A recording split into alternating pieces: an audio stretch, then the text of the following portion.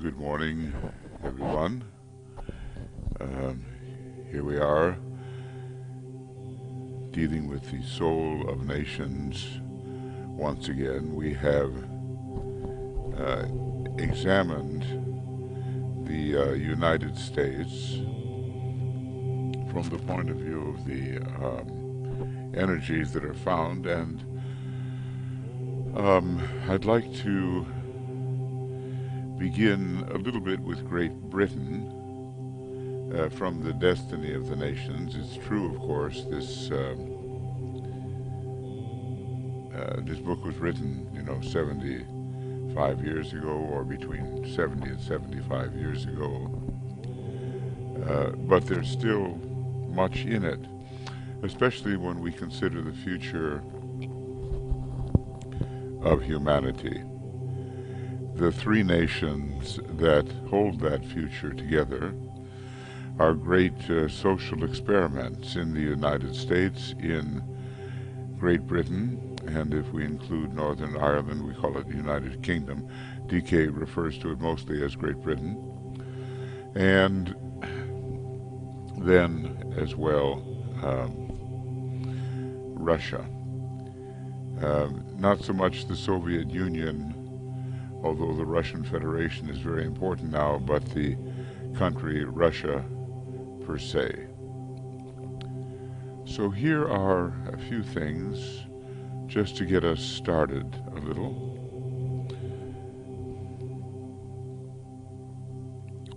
And this is from page 81 in the Destiny of the Nations. There are, let's say,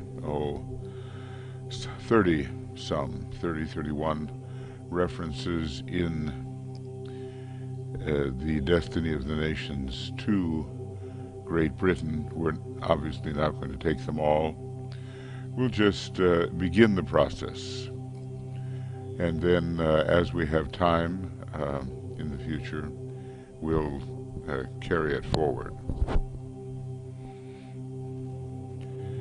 So the Tibetan says here, in considering Great Britain, we note first that the ruling sign is Gemini, from the standpoint of the soul of the people,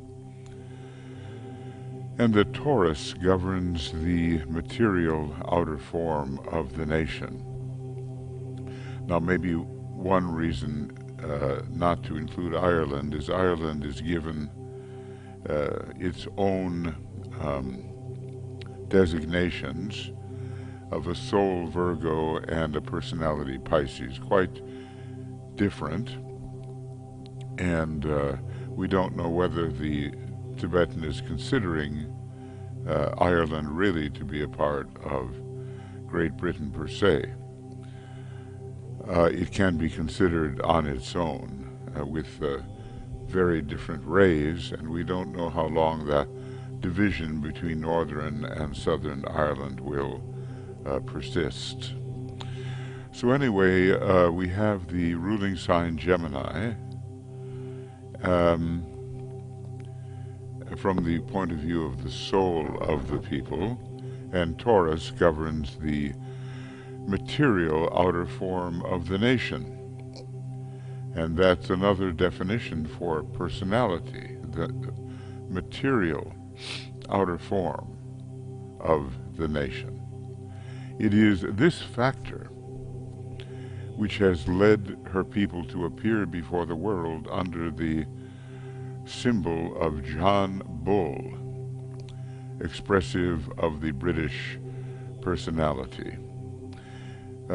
It has been thought by certain astrologers that Britain is ruled by Aries, and this is true of it as far as that small part which is called England is concerned. But I am dealing with the empire as a whole, and not with a fraction of it. Now, perhaps we're no longer calling it the British Empire, we are calling it the British Commonwealth and of associated nations, and it's much more an economic tie and a tie of heredity over many, many years. The immigrants to many nations coming from Britain, from the area of England, and so forth. And of course, India is no longer subject to British rule following the First World War and the Declaration of Independence of the Indian nation, as indeed it should be, given its signs and its rays. So anyway, the part that we call England is ruled by Aries. But he's dealing with the wholeness of the group, which is going to include, to a certain extent, Canada and Australia and New Zealand. It is the Gemini influence, the soul influence here, which has led to the constant movement and restlessness of the British people, which has led them to cross and recross the ocean and to stage a constant going out to the very ends of the earth, to return ever again to the center from which they came. And maybe that somewhat distinguishes it from Sagittarius and the Spanish explorers, and in Italians as well, of course. So this is characteristic of the race, the going forth, the coming back.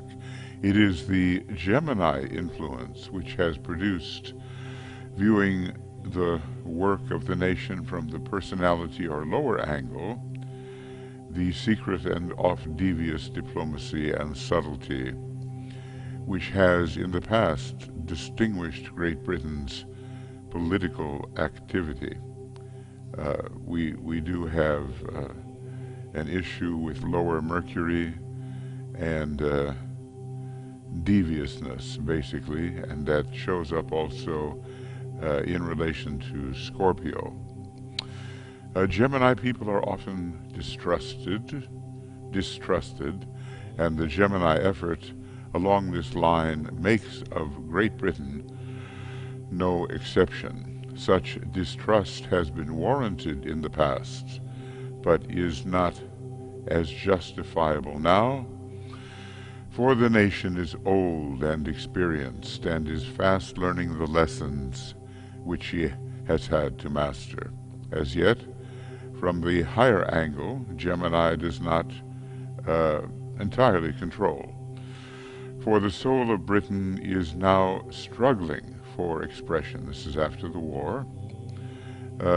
For long ages, Taurus has been the way with its material aims, its acquisitive desires.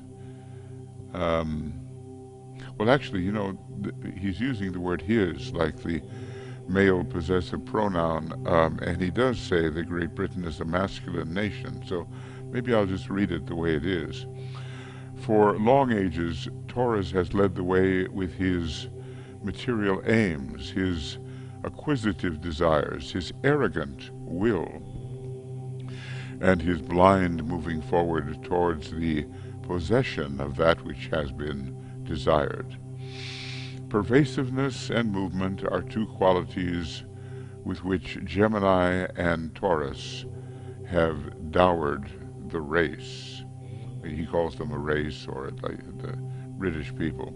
London, the heart center of the empire, is ruled by Leo, and we do know that Leo, the fifth sign, is associated with the heart, ruled spiritually by Leo, and materially by Libra. And it is therefore the soul factor which links Great Britain to France, France with its Leo personality, links it to France, which should assist spiritually the Leo nature, Leo third-ray nature of the French personality. It is not, however, the spiritual quality of this sign which dominates British policy, but primarily the Libra aspect. And, so we're faced with the idea that in all of these great nations and collections of countries, still the personality, or the more material aspect, as he says, is dominating. However, Great Britain regards herself as the preserver of the balance of power among the nations. There's Libra for you. And as the one to mete out justice and indicate the right methods of law and order. Again, Libra. Yet her Gemini nature at times offsets this, whilst, and that is the more negative, devious Gemini I think he's talking about, while Taurus frequently blinds her to the real issues. The bull rushes blinded until Sagittarius directs. It is the Leo aspect which links London to Berlin.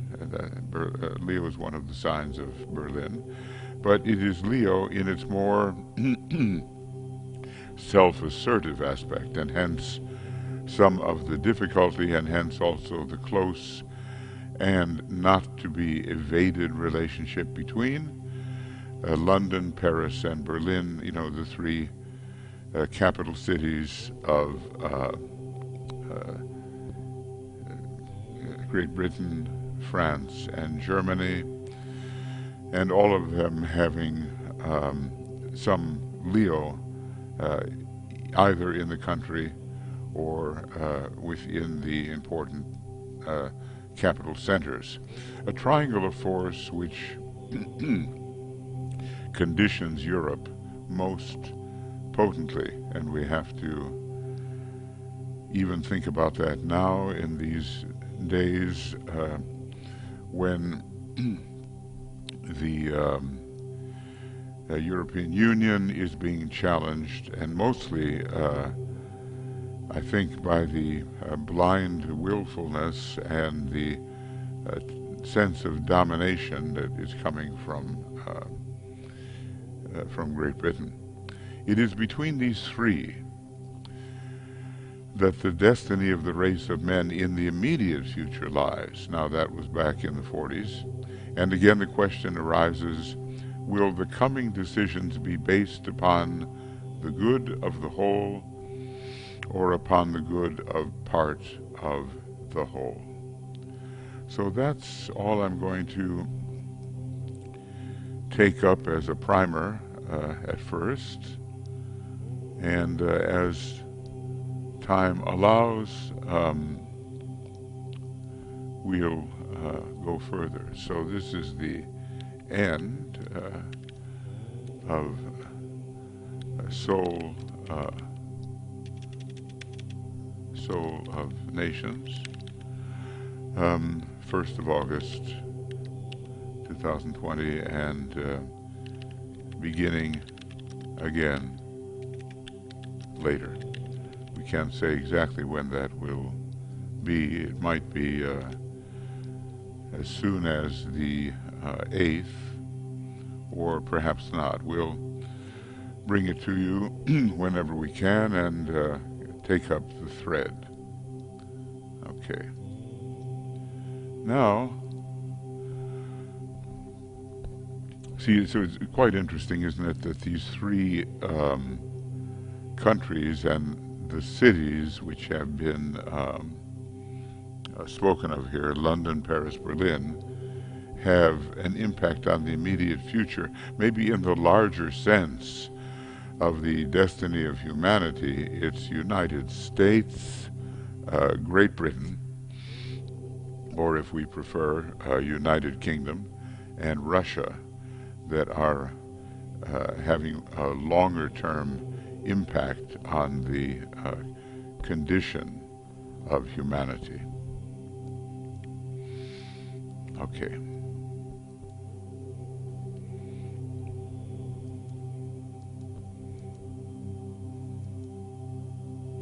We will bring in now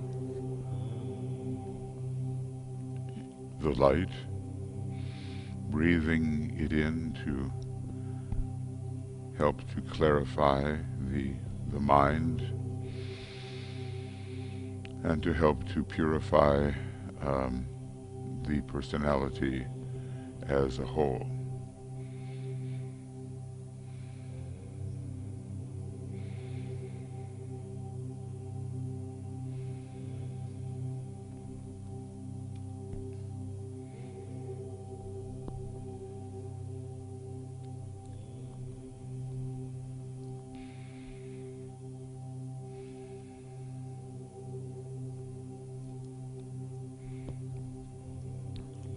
And when we deal with nations, with great collections of individuals, we're entering the realm of the fifth group, especially the political workers, those who are working especially with the will of God as it seeks to bring in the divine plan, phase by phase according to the purpose. And so we align ourselves with this will, and we seek to live our lives not only under our individual purpose, which can be found within our soul and ultimately within the monad, but we think of a larger application of will, the spiritual will applied to humanity. And so we say, in the center of the will of God I stand. Naught shall deflect my will from His. I implement that will by love. I turn towards the field of service. I, the triangle divine, work out that will within the square and serve my fellow men. And we have a few moments where we think about how we may be carrying out this process of representing what we can at least understand of the greater will.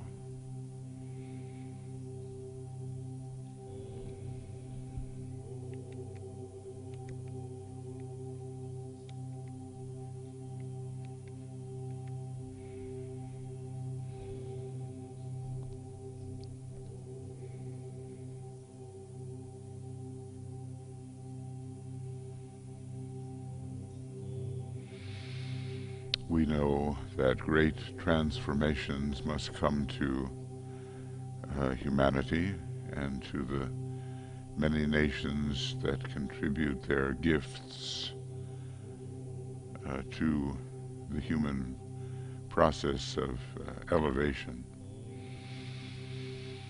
And somehow we want to be participating in this on behalf of our nation, and therefore, finally, on behalf of humanity as a whole. Liberation is active these days, the spirit of liberation. When I think of how long, for instance, in the United States, minorities have been oppressed, despite the high idealism of that nation, we can sense the work of the Lords of Liberation, and especially the one who stands for freedom. It does seem a rather irresistible movement is now at last gathering strength, and this will be in other countries too, where racial minorities are found, and where some kind of process of goodwill and more equal opportunity has to eventually be achieved. The will is rising, and DK tells us about that will as being a sign of the uprising of the people in the demand for their rights as human beings. Liberty, equality, fraternity, these will be three great keynotes during the Aquarian Age. Three air signs. Let's pause for a moment. Liberty, freedom,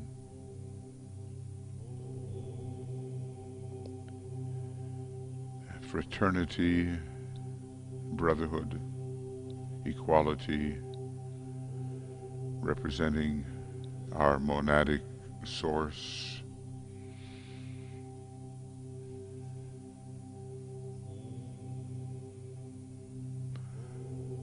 we have to help the world move in that direction.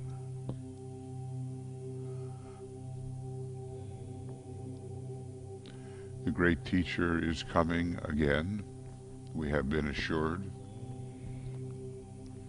The time of his reappearance is not specified, at least to us, but we know that it has a lot to do with achieving peace and sharing a measure of those, and ridding governments and religious bodies of corruption. And so we think about the Christ and how in a way he stands at the heart of every nation and is recognized to a greater or lesser extent, and we are cooperating with him.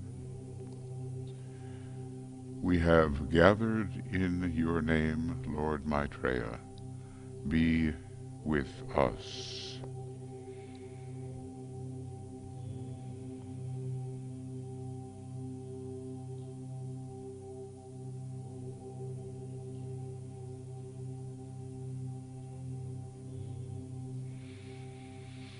So his reappearance, accompanied by his students, the Masters of the Wisdom, will do much to help humanity enter the fifth kingdom, the kingdom of souls, the kingdom of God, again visible tangibly upon the earth. And we, in our nations and in relation to all of humanity, seek to cooperate. We seek to bring the idealism of the nations together, a mutually supportive idealism that the flags of nations represent. You've probably noticed there's nothing low-minded about the flags of nations and the ideals that they support. It's not like piracy where people are flying the Jolly Roger, you know, that represent the forces of death. It's completely different.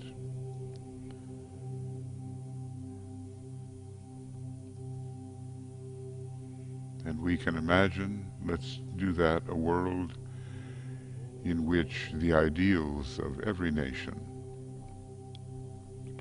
support the ideals, the best ideals of other nations.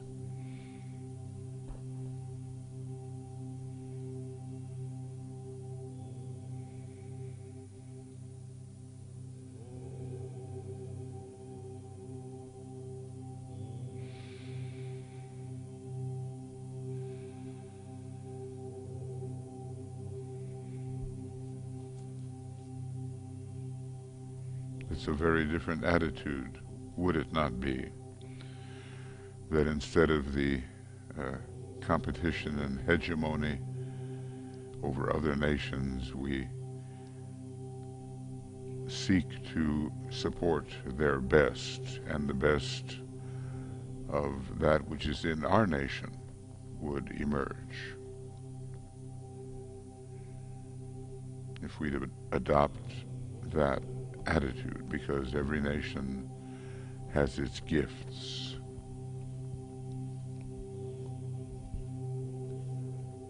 So think for a moment about your soul gifts, the qualities you have noticed within yourself that, when contributed, lead to the uplift of the recipient.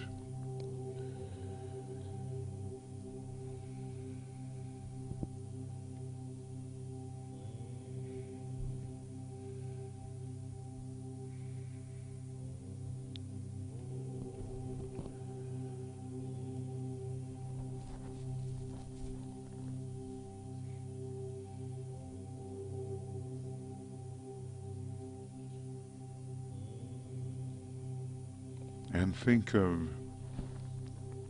the best your nation has to offer.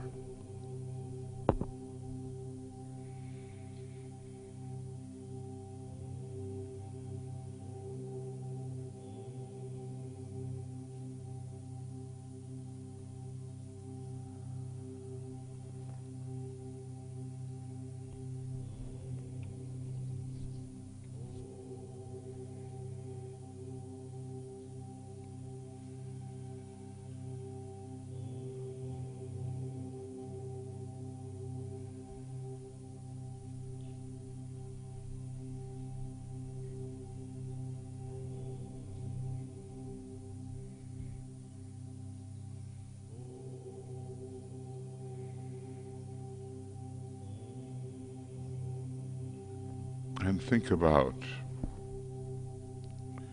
how you can contribute your own higher qualities to the uplift of your nation, helping it contribute its higher qualities as a whole. You're gifting your nation with your higher qualities, and its higher qualities are therefore emerging as more and more people are able to do this.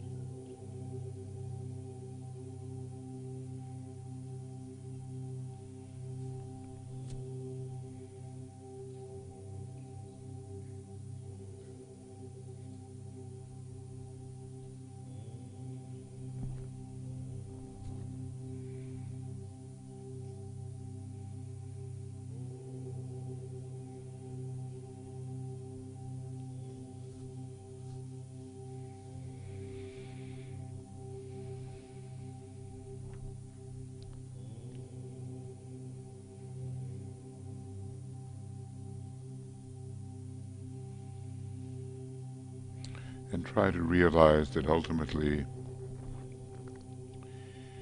if you offer your gifts to your nation, and your nation's gifts are offered to the many nations, it is the soul of humanity that will benefit.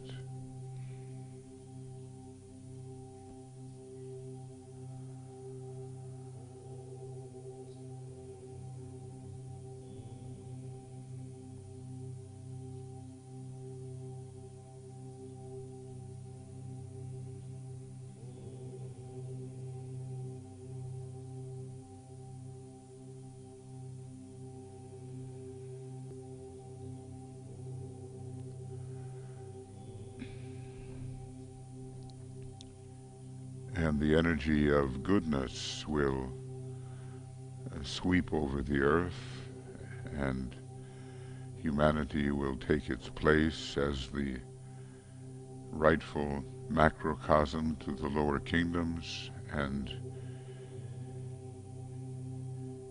humanity will move into a position where more and more of its numbers represent the fifth kingdom, the kingdom of souls.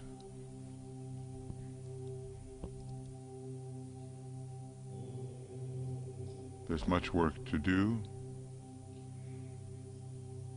many changes in nations in relation to the 5 planetary centers.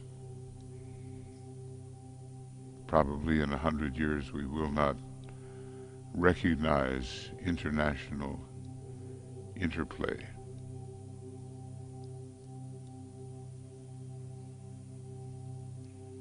And we have to work towards that, towards a condition of increasingly realized brotherhood, where we really care about each other individually, because we are all examples of the one Spirit. Brotherhood is a great fact in nature, we are told.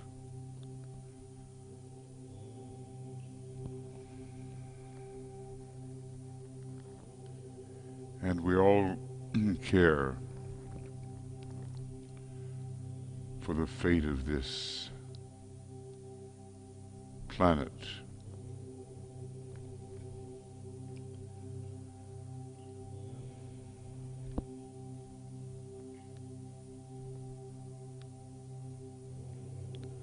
So now let us attend to the great invocation, realizing that this is the blueprint for the manifestation of the divine plan.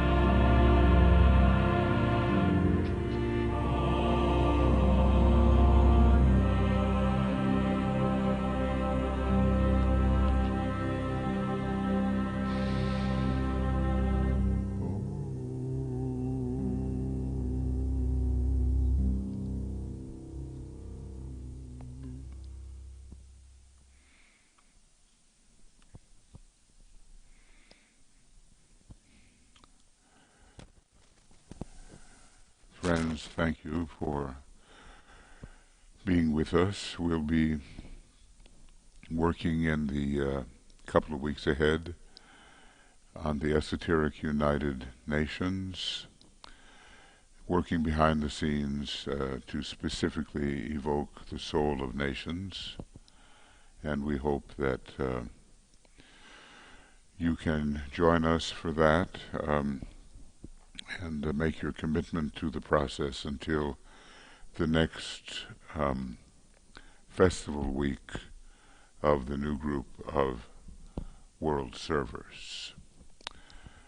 So we will close our meditation here with the first of the great invocations that was given out